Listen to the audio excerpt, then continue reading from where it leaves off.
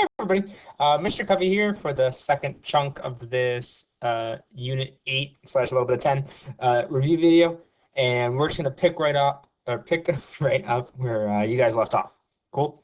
Okay, so we are looking at the region bounded by this upside down parabola and y equals 2. So we're talking about this region here, this little weird kind of shape here. And the next question here is find the perimeter of this shape. Okay. Area, yeah, like volume, or like those sound familiar, but perimeter. Okay, I know this bottom part's 1, 2, 3, 4. I know how to count. That's good. But then I'm trying to find the perimeter. I need to find this length. What is that? That is an arc length. That is the length of a curved segment. We have a formula for finding arc length. And I think you guys might have forgotten this, which is why I wanted to remind you. Okay, so the formula in general is you do the integral from a to b of the square root of 1 plus dy dx squared. If you remember, it's derived from Pythagorean theorem. That's kind of why it looks like that. And that tells you the length of, if you have want to know the length of a function y from an x value of a to an x value of b. Okay, so that's what we're going to use right here. We have our function here. Let's find dy dx real quick. It's been a while since we've done some derivatives. -2 x minus 7 to the first. Okay, so there's my derivative. And I'm going to do the integral from an x value of 5 to an x value of 9 of the square root of 1 plus that squared. Here, I'm going to clean. Okay, cool. I cleaned it up a little bit there. And if you remember, these integrals are sometimes really messy because of the giant square root. So like this is one where we could just totally toss this in our calculator. Okay, so I'm going to do 4 plus that integral, toss it in my calculator. I get that the total perimeter is, what did it say, 13.294. So don't forget about this arc length formula. Cool. Okay, there's some other stuff that College Board throws things back in again in weird places, Lemke and I were saying. But there's some weird stuff in here that we feel like we've already kind of hit, but I just wanted to bring it up one more time in our review here. First, position, velocity, acceleration. So we did that FRQ that you got your feedback on. I hope you remember that. I want to go over real quick. Displacement versus distance traveled, because there was a little bit of confusion about that. But besides that, you guys know position, velocity, acceleration stuff. Accumulation, area under the derivative, gives you values of the function. And remember the idea that if you integrate a rate, you get the amount. Or like I said in my class sometimes, if you integrate the rate, you get like the net amount. Or you get the change in amount from A to B. Okay, and then I wanted to just one more time hit how do you find the average value of a function on an interval. Okay, so first, displacement versus distance traveled thing. Again, displacement is the integral of velocity. Okay, so if you just have a velocity function, you integrate it, you get displacement. Your displacement could be 0 because you went somewhere and you came back. Okay. Distance traveled is the integral of velocity. Your distance traveled is always going to be positive or 0, because even if you go somewhere and come back, you traveled a distance. The one issue that happens here is, you have a velocity function and you're trying to integrate the absolute value of it. So I want to give you a reminder about how you integrate the absolute value of a function. So if that function has positive and negative parts, you find the roots, you find where it crosses the x-axis, and then you integrate those parts individually. Okay, so if you have a velocity function that looks like this, you use algebra to figure out that there, and there, your velocity is 0. Again, let's say this purple thing is your velocity function. And so then when you're trying to find the distance traveled, you integrate this normally, but you integrate this and you flip the sign of it, and then you integrate this normally. Okay, because when your velocity is negative, you don't want to count it negative, you want to count it positive. And the way to do that is just to break it up into different chunks. If you are lucky enough to have your calculator, you can integrate the absolute value. You can put the absolute value into your calculator and integrate it. Your calculator does all that for you. But I'm just talking about how you have to do that by hand. Okay. Really quick, I just want to run through parts C and D of this free response question here. Okay, so it says kind of a classic simple one. Particle moves along the x-axis. Its velocity is given by this function. And we're going to find the value at which, or find the values of t at which the particle changes direction. Changes direction means the velocity changes sign. It goes from positive to negative or negative to positive. Okay, so I'm going to try and figure out when velocity equals 0. So I'm going to solve this equation. Oops, sorry. E to what power equals 1? I don't even have to be fancy. E to the 0 power equals 1, so 1 minus t s t equals 0. So at time 1, velocity switches signs. Okay. The justification here I want to emphasize. Some of you guys have been a little sloppy with this. Don't be sloppy. Okay. How are you going to justify that? Well, I want you to say, like with good math notation, that velocity is changing from positive to negative. How do you say that? You say it like this. Your velocity, and you need to check this obviously, but I just checked it. Your velocity is greater than 0 when t is less than 1. And your velocity is less than 0 when t is greater than 1. Therefore, you change direction. What is that? Change direction. Yeah, change direction at t equals 0. Or excuse me, at t equals 1. Okay. Please use this notation. Don't say it changes sign or something vague like that. Like, use the math notation that you know. Okay. For part B, it asks you for the total distance traveled. Okay. So we're talking distance. So we don't want negative stuff. We want to do the integral of the absolute value of velocity from 0 to 3. Okay. So we're integrating from 0 to 3, the absolute value of our velocity function.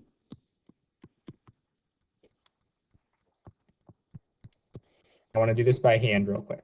Okay, so again, you should be thinking, oh, I just established that my velocity was positive and then it went negative. Okay, so graphically, you know, it was positive and then at t equals 1, it went negative up until t equals 3, it's still negative.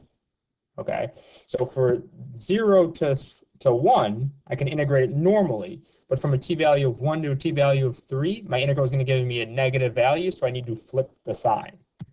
Okay, the easiest way to do this is just like this. From 0 to 1, I'm going to integrate it normally.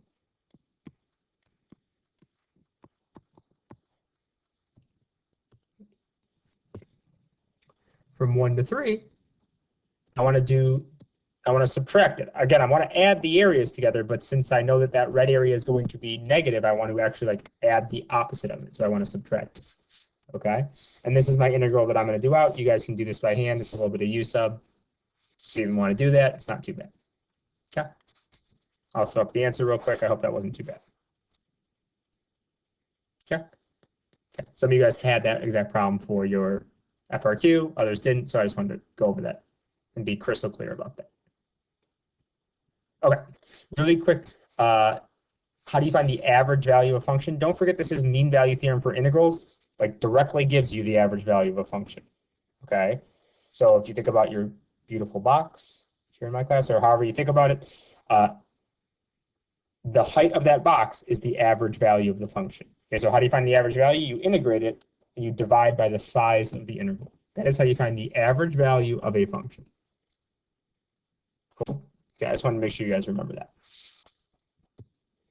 Okay, last thing I wanted to go over was dealing a little bit with Taylor series, because I think some of you guys have been having some issues and are realizing that you don't remember Taylor series from way back when in the fall.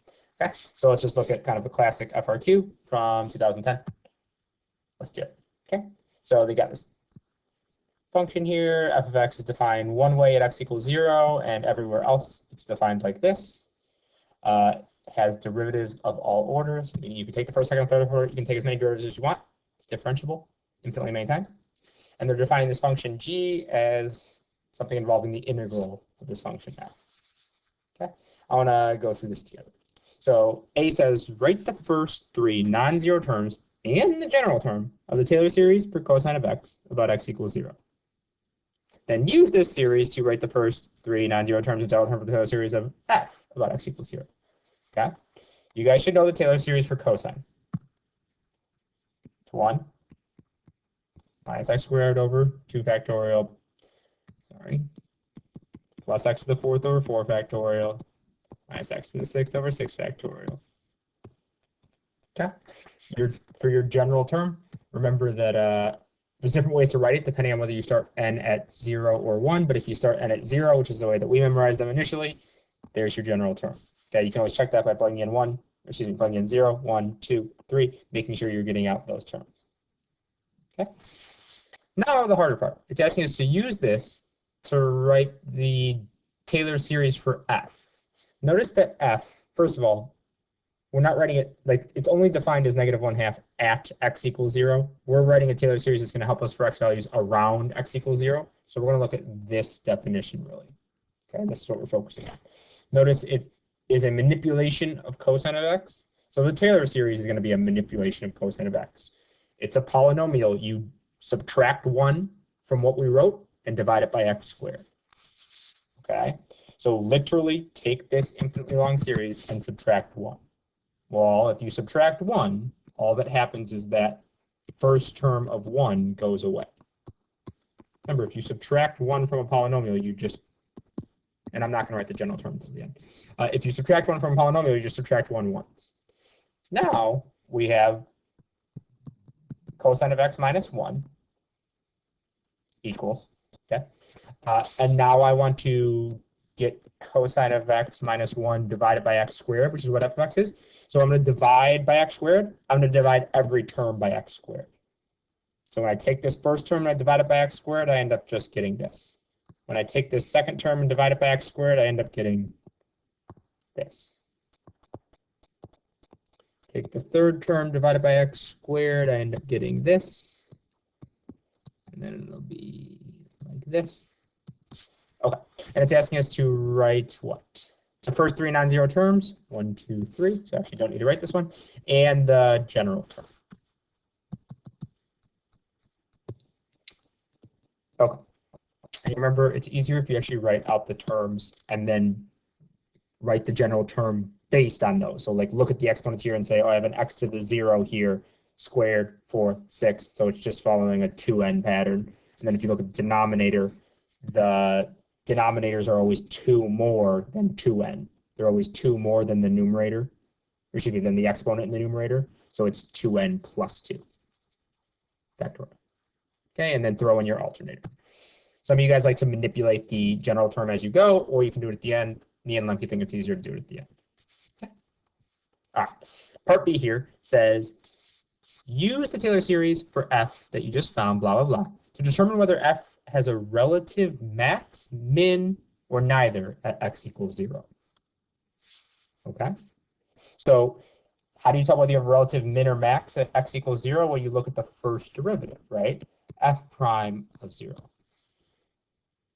Okay, well, if I look at this Taylor series for f, remember this was f, there is no, you know, the first derivative should be attached to the x to the first power, but there is no x to the first power. How is there not an x to the first power? Well, there is. It's just in there. It's just there is no term because the first derivative equals 0. Okay, otherwise there would be a first derivative attached to an x to the first term. So the reason that x to the first term isn't there is because the first derivative is 0. Okay? Be nice to jot down a little justification like that. Since the coefficient on x is f prime of 0 divided by 1 factorial, and it equals 0 in this case. So the first derivative must be 0. Yeah, and that's why there is no x term. Second, that just tells me that I have a potential, or that I have a critical number, that x equals 0 is a critical number. How do I determine whether it's a min, max, or neither? I don't do a sign chart. I do the second derivative test. So I look at the second derivative at 0, and I see whether it's positive or negative to determine whether I'm concave up or down, to determine whether I have a min or max. So how do you tell the second derivative by Taylor series? Well, you look at the coefficient on the x squared. Remember, what should be attached to the x squared is f double prime divided by 2 factorial is what should be attached to the x squared. What is attached to the x squared is a 1 over 4 factorial. Okay, what this means is that the second derivative divided by 2 equals 1/24. Means the second derivative is a 12. What that tells me is at x equals 0,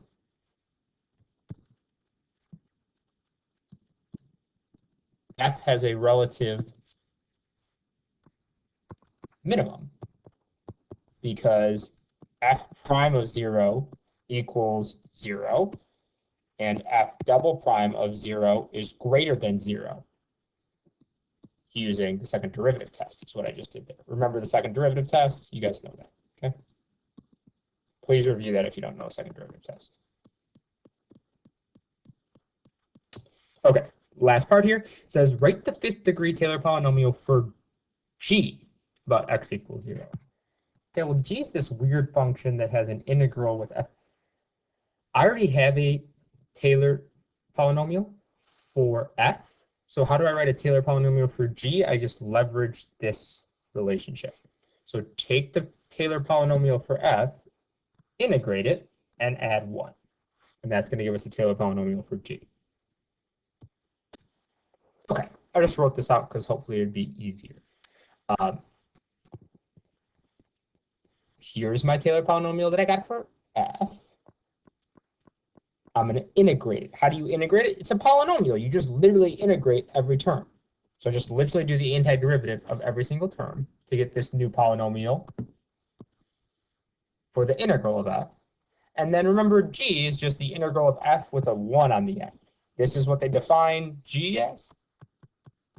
So I'm just going to take this, I'm going to add 1, and I'm done. The one other thing you'll notice is I dropped that last term, and that's because they said write a fifth degree Taylor polynomial, meaning the biggest x I want is an x to the fifth. Okay, please remember the fifth degree doesn't mean 5 terms. Fifth degree means with an x to the fifth. All right, cool. Here's the scoring rubric real quick. If you wanted to glance at it, you could pause and copy it down if you want, but it's pretty straightforward what we did. Okay, and then I just wanted to give you guys one other question to do. So why don't you guys pause, give this a try, and I'm just going to run through the answers with you. Cool. Actually pause. Actually pause. Actually do it. I'm not kidding around. Okay, I'm just going to go through the answers. This is kind of a classic, like we've talked about this a few times lately, like flow in, flow out type of problem here. Okay. So for the first question, I'm just going to go through the answers here. It's just they're giving you a rate. They're asking you how many, the net change in water, how much actually leaked out. The thing that makes the most sense based on what we've done, I think, is just to integrate that rate to give you the net change. Okay. For B, they're asking you how many gallons of water in the tank at T equals 3. So you have to take into account now the starting amount and also that there's a flow in and a flow out. So starting amount, flow in minus flow out gives you total amount at that time. C is just asking you to do that in general. Again, there's 2 methods listed here. I think the first one makes most sense to me at least. Here's your initial amount. Here is your integrating your flow in and your flow out, or you can write it like this. I think this makes a lot of sense. Here's your starting amount. Here's your flow in minus this integral because that's your flow out. You're integrating a rate to get your net change. Okay. Lastly, now that you have that function for whatever they call it, A of t, for the number of gallons in the tank, they're asking you, when does that have a maximum? Well, you have a function here. Find the maximum of this function. In other words, take the derivative, set it equal to 0, you figure out it times 63 it equals 0, and then you need to justify that that's a maximum. They use the first derivative test by saying that a prime is positive before t equals 63, is negative after t equals 63, therefore t equals 63, you have a maximum for that a of t function. Cool. All right, that concludes this video. Thanks for watching, guys.